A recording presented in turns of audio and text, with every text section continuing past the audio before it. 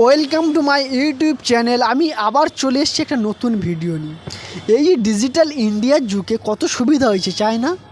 আমরা রুমের মধ্যে বাড়িতে বিছানায় শুয়ে শুয়ে মোবাইলে শাক সবজি ফলমূল দুধ ব্রেড বাটার সব কিছু নিত্য প্রয়োজনীয় সব কিছু আমরা অর্ডার করে দিই, আর 10 থেকে 15 মিনিটের মধ্যে একজন মানুষ এসে আমাদের দরজার সামনে হাজির হয়ে যায়, আর আমরা সেগুলো তাদের কাছ থেকে নিয়ে নিই, তাদেরকে পেমেন্ট করে নিই।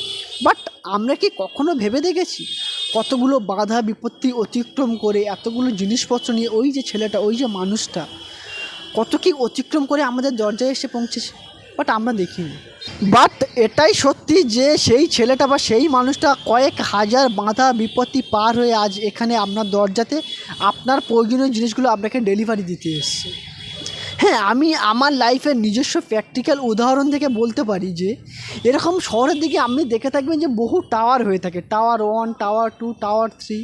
বাট আমরা কাস্টমাররা কী করি, আমরা সেই টাওয়ার 3 নম্বরের 14 নম্বর ফ্লোর থেকে মানে 14 তলা থেকে আমরা অর্ডার করে দিই, অথচ সেই ডেলিভারি বয়টা আমাদের 14 তলার দরজায় এসে আমাদেরকে সেই প্রোডাক্টটা ডেলিভারি দিয়ে যায়। বাট আমরা কখনো দেখলাম না সে এই 14 তলাতে কী, এই যে 14 তলা 14 নম্বর ফ্লোরে এলো কীভাবে। হ্যাঁ, সে যে এই যে আমাদের বিল্ডিংয়ে আছে তার জন্য তাকে দুটো সিকিউরিটির কাছে যথেষ্ট পরিমাণে সাইন ফোন নাম্বার হ্যানা ত্যানা করেই আসতেই হয়। তাকে এমনিতে নর্মাল লিফটে উঠতে দেওয়া হয় না, তাকে সার্ভিস লিফট দিয়ে আসতে হয়। আর আপনারা জানেন প্রত্যেকটা জায়গাতে সার্ভিস লিফটের অবস্থা কেমন, একবার উপরে গেলে নিচে আসতেই চায় না। বাট যদি কোনো কারণে সেই সার্ভিস লিফট কাজ করে না থাকে তাহলে তো আর কোনো কথাই নেই, সেই ছেলে বা সেই মানুষটাকে অতগুলো মালপত্র নিয়ে 14 তলা সিঁড়ি দিয়েই উপরে উঠে 14 তলাতে গিয়ে আপনার দরজাতে কলিং বেল বাজিয়ে আপনার সেই প্রোডাক্টটিকে ডেলিভারি দিতে হয়। তার মাঝখানে এত কিছু করার পরেও যখন প্রোডাক্টটিকে ডেলিভারি করা হয় তখন দরজার বেল বাজারে দরজার যে লোকজন যে কাস্টমারগুলো প্রোডাক্টটা নিতে আসে তারা ঠিক এমন একটা ভাব দেখায় যেন আমরা তাকে বা সেই যে ডেলিভারি বয়টা তাকে ডিস্টার্ব করলো। সেই সমস্ত কাস্টমাররা এটা ফিল করায় যে ডেলিভারি বয়টা তাকে এসে ডিস্টার্ব করলো, সে একটা মহান কাজে ব্যস্ত ছিল, বাট ডেলিভারি বয়টা তাকে এসে তাকে ডিস্টার্বই করলো। তার ফেসিয়াল এক্সপ্রেশন মানসিক অঙ্গভঙ্গি তার যে ব্যবহার এমনই থাকে, এটা পরিষ্কার বোঝা যায় তার ব্যবহারের মধ্যে। সেই ডেলিভারি বয় তাকে যে মালটা এত কষ্ট করে এত হাজার বিপত্তি পার হয়ে এসছে তাকে ডিস্টার্ব করতে এসছে।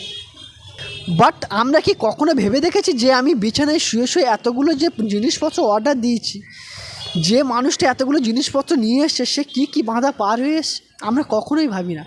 বাইরে তার গাড়ি অ্যাক্সিডেন্ট হতে পারে, বাইরে বৃষ্টি হতে পারে, ঝড় হতে পারে, তার গাড়ি খারাপও হয়ে যেতে পারে। হ্যাঁ, অনেকে এটাও দেখেছি তারা সাইকেলে প্রায় ঘেমে তাদের জামা কাপড় যে টি শার্টটা থাকে সেটা থেকে জল বের হতে দেখেছি।